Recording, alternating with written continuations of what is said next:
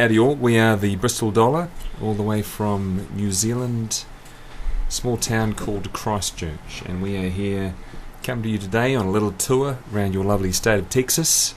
My name is Brizzy, I play guitar and I do some singing. And I'm Jonathan, I play the bass and occasional percussion. I'm Bex, I sing and occasionally play percussion.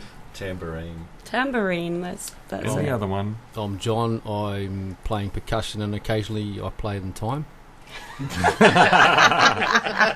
Just not today. Unfortunately very true. And I'm Sean and I play resonator and banjo. So we are collectively the Bristol Dollar. How long have you guys been together as Bristol Dollar, the Bristol Dollar? That's a good question. So we were actually a band for a long time. Four of us were in another band called the Johnny Possum Band, which started out as a bluegrass band many years ago. In New Zealand? In New Zealand. And the sound changed, the lineup changed, and it was only about a year ago that we decided we had to change the name of the band because the sound had changed so much from sort of bluegrass days. And so it's, I think me and Briz have been in the band for 11 years. Jono's been with us for 10 years. Rebecca joined us 3 years ago, and John's been with us for a year. And feels like 3. Though. It does feel like 3. So the name, the Bristol Dollar, has been with us, I think, for about a year now. And where did the name come from? That's a good story. Let's pass that story to Rebecca. I think we should pass that story to Rebecca. So it all started about a year and a half ago. We were in Bristol. We were in the town of Bristol. Of course, the town of Bristol. But on the way to Bristol, somebody had given us a jar of clear liquid. Now hold on. Didn't that come out of like the compost patch or something? We didn't got it? given a jar of Yes. the local beverage from a nice man in Tennessee. Sort of like you had here tonight. Sort of like we had here tonight. We're not saying what that something is like because this this is is radio. but Yes. more legal. And Rebecca and I decided that we would have the breakfast of champions because it had 2 peaches in it, so it counted as our fruit soup. Of course. 5 plus a day. Yeah, one of the 5+. So we started the day healthily, got in the van, did some dancing, some singing, got us in the mood. Can I just say that the rest of us really appreciated that day in the van with you Yes. too? Yeah, it was great fun, it was. Yeah, wonderful. Being sober around drunk people, love it. And so we went to Bristol and decided that was the day that we needed to start our busking competition. Because the north side of the town of Bristol is in the state of Virginia, the south side of the main street is in the town of Tennessee. Right. So I stood in Tennessee, Rebecca stood in Virginia. We had the best busking going on that anyone has ever heard in their whole life. People were walking past, they were grooving on down. Actually, there were no people. There were no people. There were tumbleweeds blown down the street. In and for my some reason, mind. There was that nobody homeless guy. Yes. Eventually, one person came out of a shop, and I believe saw Sean was taken with a fit of sympathy, and gave him a single dollar, And asked him to move on. and asked him to leave. So the name the Bristol Dollar is that single sad dollar that we earned in Bristol. Fueled by moonshine. Fueled by moonshine. Which still sits in tumbleweeds. Sean's It's in the hat. brim of my hat in the car that we're in tonight. Well, there It's you tucked go. inside the brim. That's the Bristol Dollar. All right, that's the story. So you took $1 off a homeless bum. No, there's a couple of ladies walking along the street. They felt sorry for me. They gave me $1. I'd been out there for 20 minutes. I was sweating profusely, and they wanted me to stop. They wanted you to stop sweating. Stop playing. Wiping his brow with the dollar. Well, I'm sure you have made more dollars than that since that time. No, Not I really. bet you have. No. That's been the highlight of our financial career. Susan Gibson was in here a few years ago, and she wrote Wide Open Spaces for the Dixie Chicks. Oh, Wow. Their first hit. She said, I'm not in this business for the dozens of dollars I make in it. Yeah. Oh, neither are Never we, forgot no. that line. I think that's a fair call for most musicians. I'm not sure about you guys, but my last payment from APRA was $1.80. Yes. No, what about the 38 cents? Oh, the 38 cents the month Great. before. Yeah. So no one on it for the money. Okay, so y'all are currently touring. That's Yep. how you came to us, which we are absolutely blessed and so happy to have you here tonight. Where have you visited on this tour, and how often do you tour? I'll start this answer. This is our 5th visit to the USA, the first under the name the Bristol Dollar. On this visit, we started out way out west in Lubbock. It's a great university town, and we met some fantastic people. In fact, we lost our opening act to a lovely Lubbock man, and we'll see her. That's our love in Lubbock. Yeah, that's right. We lost our opening act there, and she's with him now. Also my niece. That also was his niece. I'll have to tell my brother what's happened to his niece. She may come home pregnant. Oh, God. It Anyway, could be worse. another story. We've been to Lubbock, and then we've been to Dallas, and we had a great night out at a Adair's saloon there, and then we've been down to San Antonio and stayed with the amazing Levin family. There were 14 of us touring at the same time, 14 New Zealanders, and these guys put us all up for the night, and we drank all of their liquor, we drank all of their beer. Broke and 3 cups, mate. We broke 3 cups. We broke 3 cups. So if anybody's listening and you haven't heard the Levins, you've got to listen to them. Great They band. are They- awesome. they are Well, a Rachel's lovely on bunch the of people. same. She's on this website with you. Yeah, Rachel Levin, go and listen to her, and we'll be covering a song of hers this weekend to her surprise. And then we've been up in Elgin at the Owl with Gary and Molly. They're brilliant people, and we've been playing around Bastrop, and then we're here tonight. We've had a great night with you guys. It's been a lot of fun. Fantastic. Thanks to Tom for the lubrication. Yes. Thanks, Tom. Nice lube job.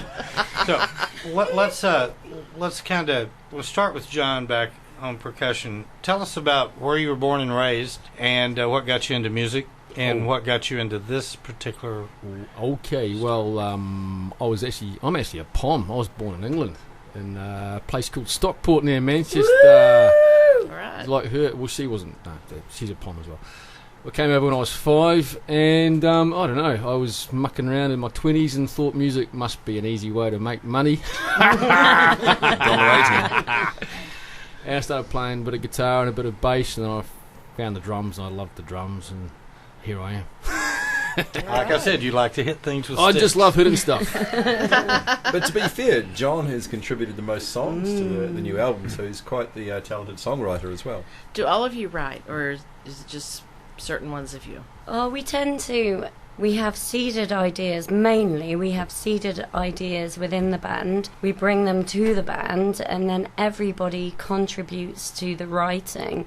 And I think this album particularly, we tried to make sure that everybody was involved so that we got a sort of continuous sound throughout the whole album. But yeah, John did come with some beautiful, fully formed songs, which almost kind of led our direction in some ways, I'd say. I just want to pick up on that. So we released another album before, which was released under the 2 band names.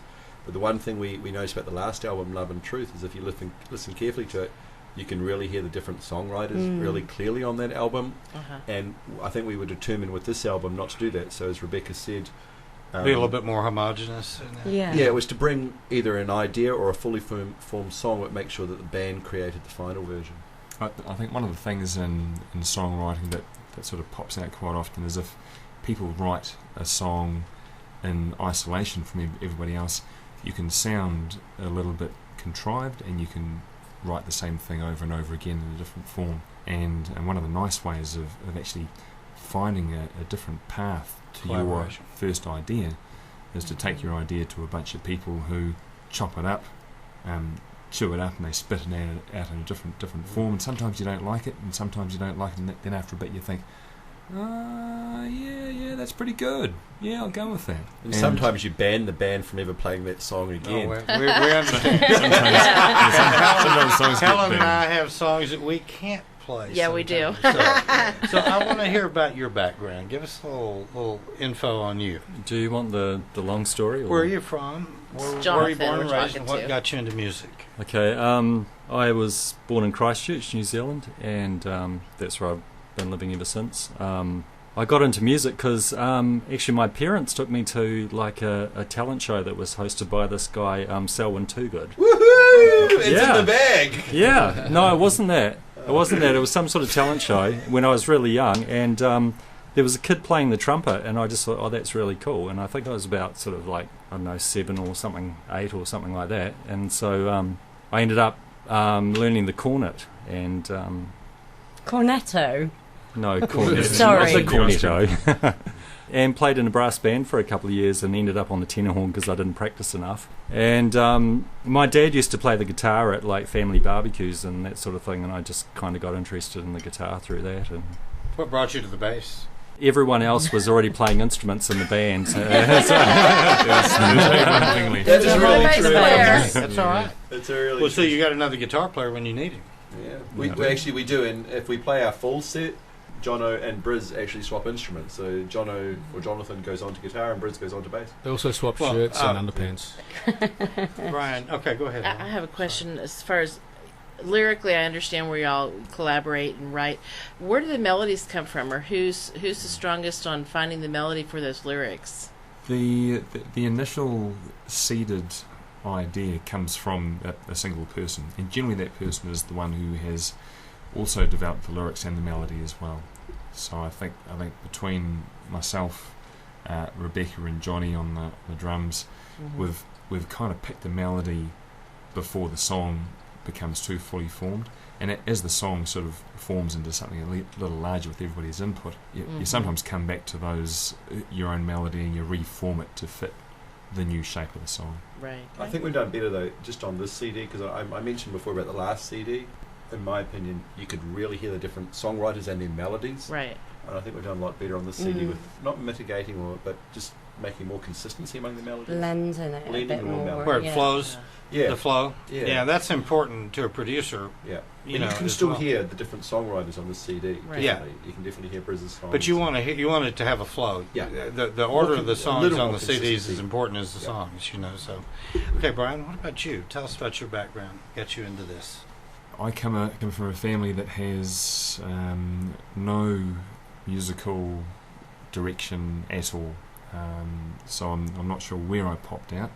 The Possibly milkman. possibly related to the milkman. I'm not sure. But at an early age, my mother found me sitting in front of the stereo, sitting on the dock of the bay, and they brought us a small guitar which I didn't know how to play, and I'd sit there and strum no chords and sing sitting on the dock of the bay, and through the years from 5 onwards, playing in choirs at school and that sort of thing, and by the time I got into my early teenage years, there were a couple of friends who were forming a rock band, and they said, come do some singing.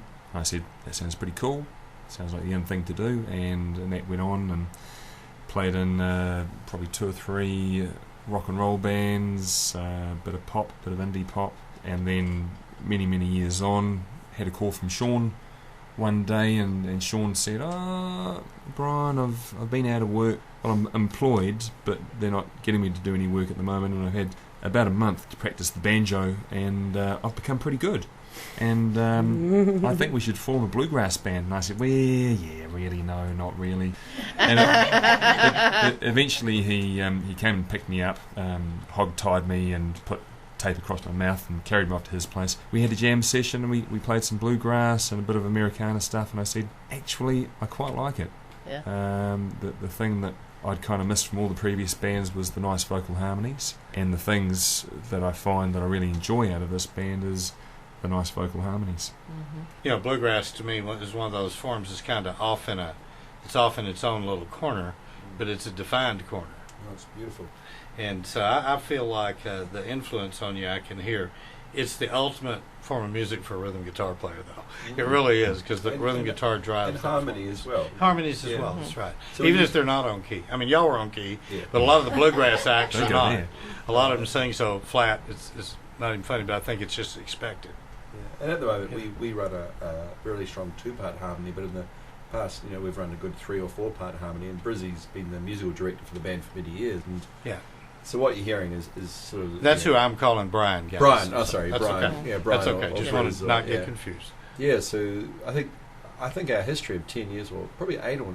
When did we give up bluegrass? It's probably a good 3 or 4 years ago we started... I we was still play a little phasing bit of out bluegrass. when I came in. Yeah, so Bex has been with us, or Rebecca's been with us for 3 years, and we were phasing out but the roots are there. To be Yeah. honest, it's a great foundation Yeah. to have. It's a part of- rhythmically, harmonically. It's Just great. like skiffle was a part of the Beatles. Yeah, When they exactly. did that. So, Rebecca, let's go to you with the same question. Where were you born and raised again? And give us a little background on you and what got you into music. You have a fantastic voice. You do. Thank you, you're too kind.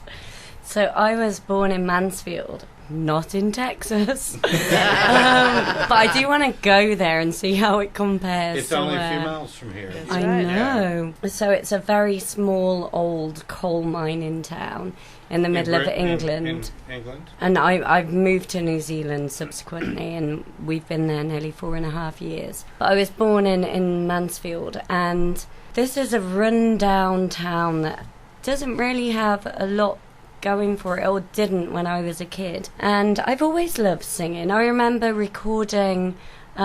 we used to make our own radio programs when I was about 6. Me and my mates, we would sit round, we would sing, and we would interview each other. And so I've always loved singing.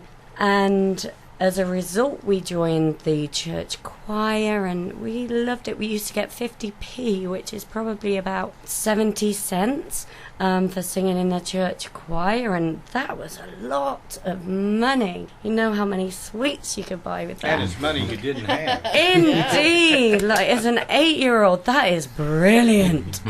And then, bizarrely, in this little run-down town, there was a lady who was a singing teacher who formed a choir which went on to be an absolute world-class choir, and I was lucky enough to join the choir, and we travelled to many places, and I had training from some amazing people, and many of my friends are now incredible opera singers, or you can see them on stage in London or across the world. I didn't follow that path. I left when I was 17 and went down the rock and roll path and joined several bands, and I really missed it when we moved to New Zealand. I had a small baby of about 9 months, and A small baby. Fancy that.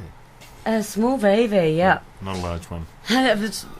She is actually massive. However, Bex is quite small. You can't see her, but she's not big.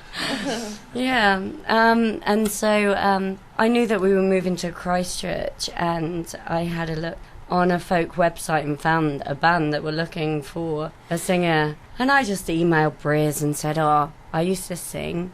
Can I sing in your band? And he was like, have you got any recordings? And I sent him one of probably the worst songs that was ever written. It's very funny. But to be fair, you had Briz sent you some songs and you went, oh my God, I don't know if I He can do sent that me- either. He sent me a song about dying, which I learnt because I love singing and the chance to sing again, That song has been phased out, and I think that may have What been... song was that?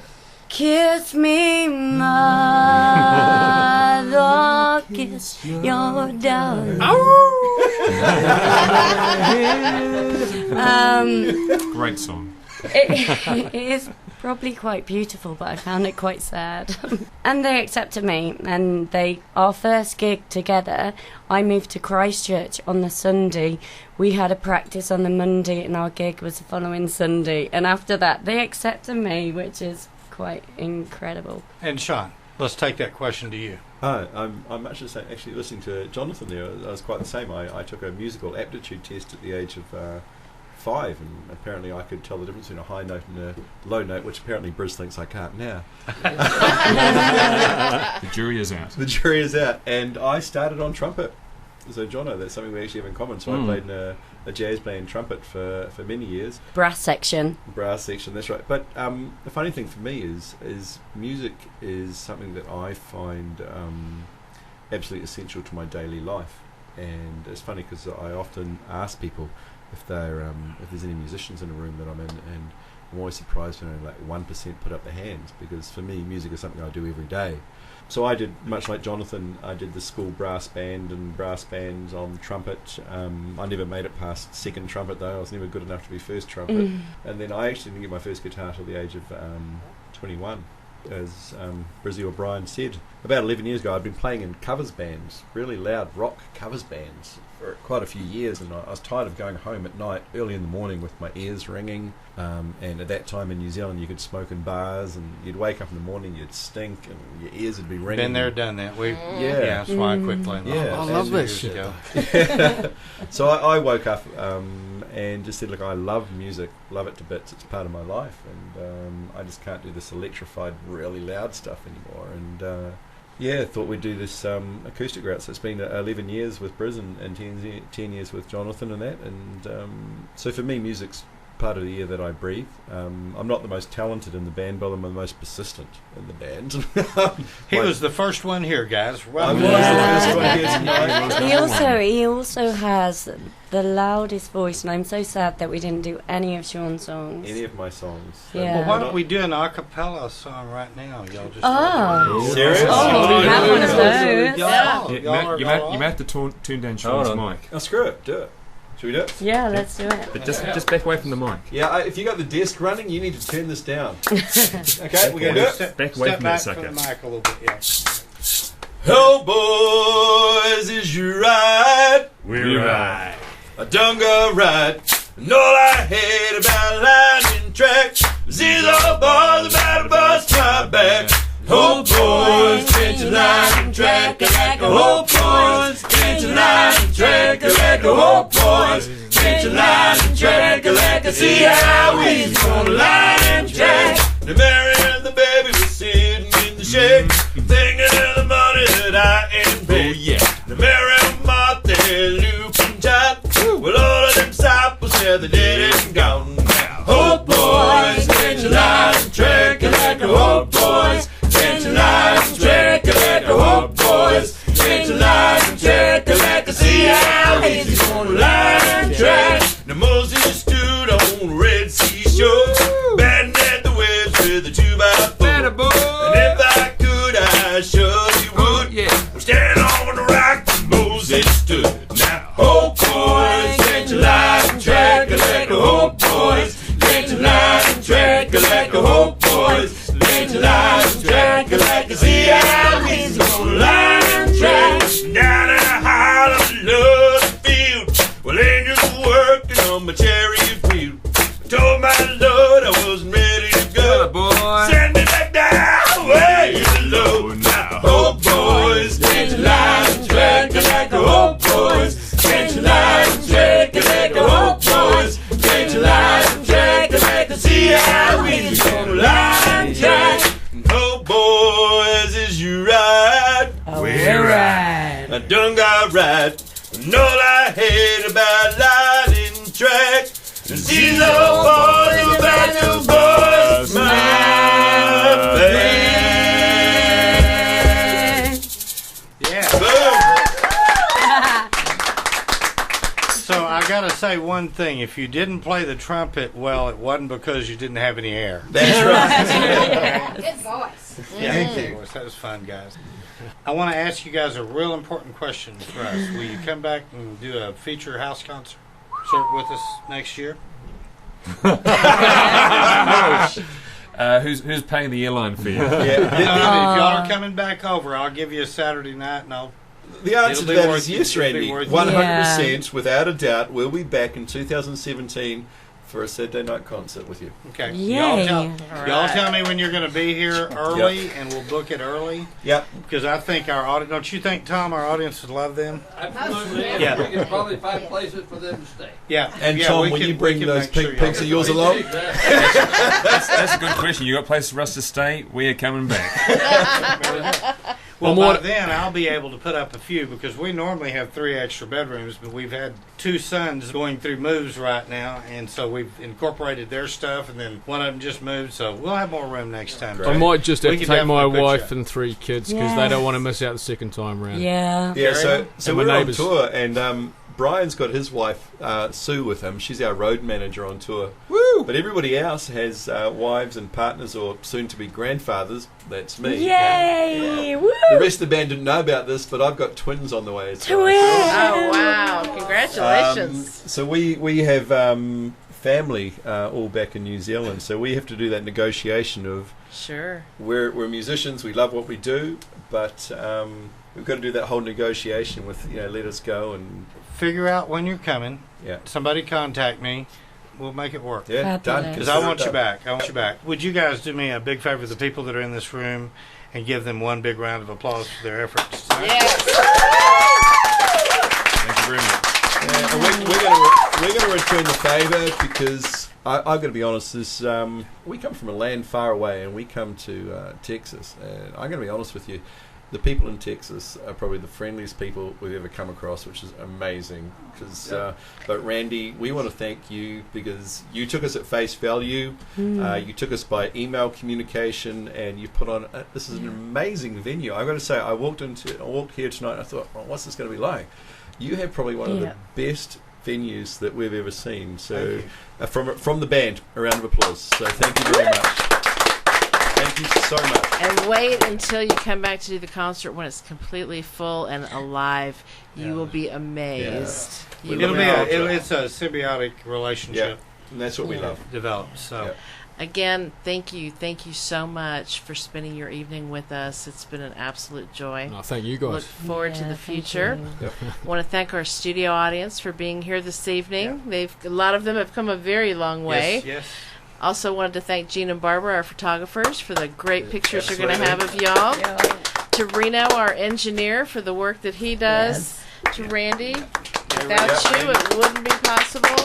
And to you, the listening audience, keep tuning in and checking back. You're in the music room.